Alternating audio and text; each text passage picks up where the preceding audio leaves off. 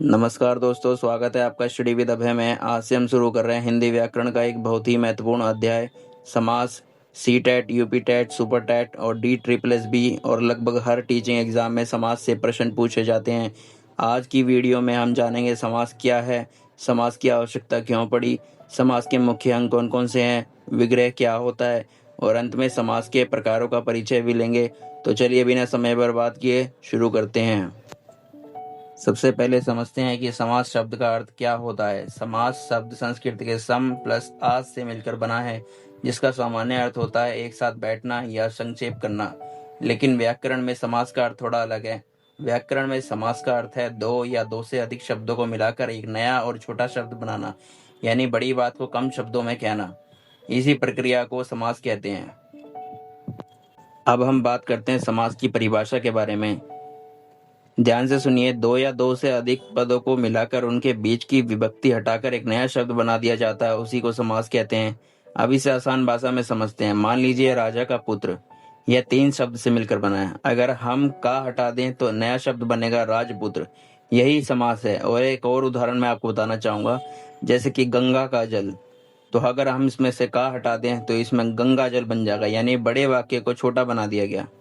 Point number 3 के बारे में हम बात करेंगे, समास की आवश्यकता। अब सवाल आता है कि आखिर समास बनाया है क्यों गया है। इसके तीन मुख्य कारण हैं। पहला, भाषा को छोटा और संक्षिप्त बनाना। दूसरा, भाषा को सुंदर और प्रभावशाली बनाना।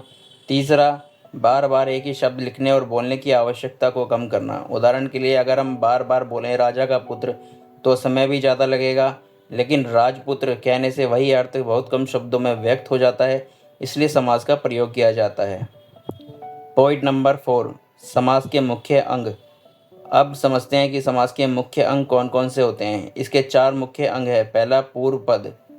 जो शब्द सबसे पहले आता है उसे पूर्व पद कहते हैं। जैसे राजपुत्र में राज पूर्व पद है। दूसरा, उत्तर पद। जो शब्द बाद में आता है उसे उत्तर पद कहते हैं, यानी पुत्र उत्तर पद है। तीसरा, समस्त पद। जब दोनों शब्द मिलकर नया शब्द बनाते हैं तो उसे समस्त पद कहते हैं, जैसे राजपुत्र। चौथा, विग्रह। अब सबसे महत्वपूर्ण शब्द विग्रह है। विग्रह का अर्थ होता है समस्त पद को फिर से अलग अलग करके उसका पूरा अर्थ लिखना। जैसे राजपुत्र का विग्रह होगा राजा का पुत्र। पॉइंट नंबर 5, विग्रह कैसे करते हैं। अब समझते हैं कि विग्रह कैसे किया जाता है। जो नया शब्द बन चुका है उसे फिर से अलग करते हैं और उनके बीच उचित विभक्ति जोड़ते हैं। उदाहरण, राजपुत्र राजा का पुत्र, गंगाजल गंगा का जल, ग्राम प्रधान गांव का प्रधान। इसी प्रक्रिया को विग्रह कहते हैं। अब हम बात कर लेते हैं समास के प्रकार। अब केवल परिचय लेते हैं फिलहाल के लिए। समास केवल 6 मुख्य प्रकार होते हैं। सबसे पहला जो समास होता है, अव्ययी भाव समास। दूसरा जो होता है, तत्पुरुष समास। तीसरा होता है क्रमधारय समास। चौथा होता है द्विगु समास। पांचवा होता है द्वंद्व समास। और छठा होता है बहुव्रीहि समास। इन सभी प्रकार को हम अगली वीडियो में एक एक करके बहुत आसान भाषा में पढ़ेंगे। तब तक के लिए वीडियो को लाइक और सब्सक्राइब जरूर कर देना चैनल को, ताकि मुझे इसी वीडियो बनाने के लिए मोटिवेशन मिलता रहे।